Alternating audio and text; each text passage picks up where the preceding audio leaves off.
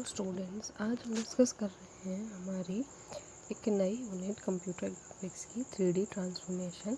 3D transformations जो हमारे होते हैं, हमारे 3 डायमेंशनल ट्रांसफॉर्मेशंस होते हैं, जिसमें हम क्या करते हैं 2D के जैसे ही प्रॉपर्टीज़ जो हैं उनको एक्सेस करते हैं।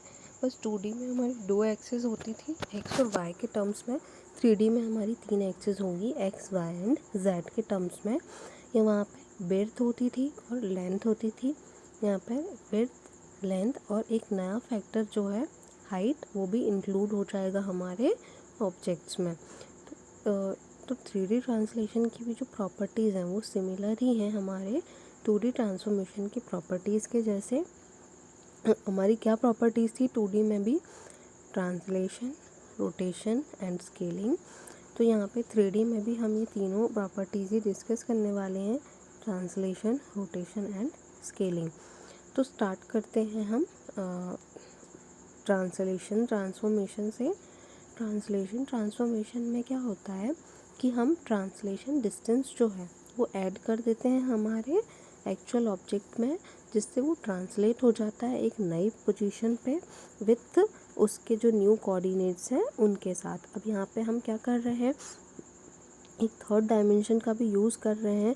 तो यहाँ पर हमारे फिगर्स जो होते हैं वो लुक अलाइक 3D इमेजेस के जैसे दिखाई देंगे हमें।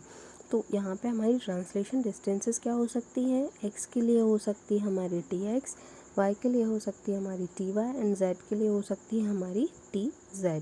अब यहाँ पर हम डायरेक्टली होमोजीनियस कोऑर्डिनेट को यूज़ करके हमारा जो फार्मूला जनरेट करेंगे वो फार्मूला होगा हमारा P' is equals to P dot T। यहाँ पे P डैश क्या है?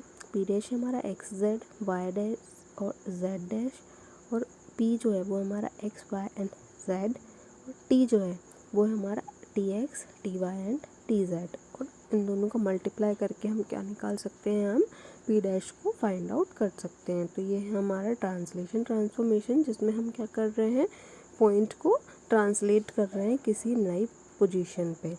नेक्स्ट हमारी जो प्रॉपर्टी है वो हमारी रोटेशन प्रॉपर्टी। रोटेशन जो होता है वो 2D रोटेशन के जैसे नहीं होता है यहाँ पे 3D में। 2D में हम क्या करते हैं, सिर्फ एक एंगल स्पेसिफाई कर देते हैं, एक्सिस से हमें कुछ भी लेना देना नहीं रहता हमें। यहाँ पे 3D में हमें क्या करना रहता है, एंगल के साथ साथ हमें एक्सिस भी स्पेसिफाई करनी रहती है कि हमें किस एक्सिस से हमारे ऑब्जेक्ट को क्या करना है, रोटेट करना है। तो जैसे आप इस डायग्राम में देख सकते हैं, यहाँ पे लिखा हुआ है रोटेशन अबाउट एक्स एक्सिस। तो एक्स एक्सिस से रोटेट करने पे हमारे डायग्राम में क्या इफ़ेक्ट होगा, रोटेशन अबाउट वाई एक्सिस अगर हम वाई से कर रहे हैं तो फिर क्या इफ़ेक्ट होगा, and rotation about Z axis अगर हम जेड एक्सिस से रोटेट कर रहे हैं तो फिर क्या इफ़ेक्ट होगा। तो बेसिकली इसमें ये है कि हमें रोटेशन में एंगल के साथ साथ एक्सिस भी जो है वो रोटेशन में स्पेसिफाई करनी पड़ती है। अब हमारा नेक्स्ट जो प्रॉपर्टी है वो है हमारी स्केलिंग।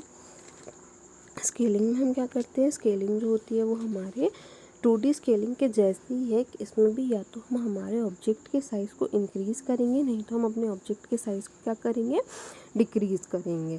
तो यहाँ पर हम यूज़ करेंगे स्केलिंग फैक्टर। वहाँ पे हम 2 स्केलिंग फैक्टर यूज़ कर रहे थे, X X and X Y. यहाँ पे हम 3 करेंगे, S X, S Y and S Z. तो इसका भी अगर हम कलेक्टिव वे में जो फॉर्मूला जनरेट करते हैं, मतलब होमोजीनियस कोऑर्डिनेट्स अप्लाई करने के बाद, तो वो फार्मूला क्या होगा हमारा, वो फार्मूला होगा हमारा P dash is equals to P dot S, जहाँ पर S जो है वो है हमारा स्केलिंग फैक्टर।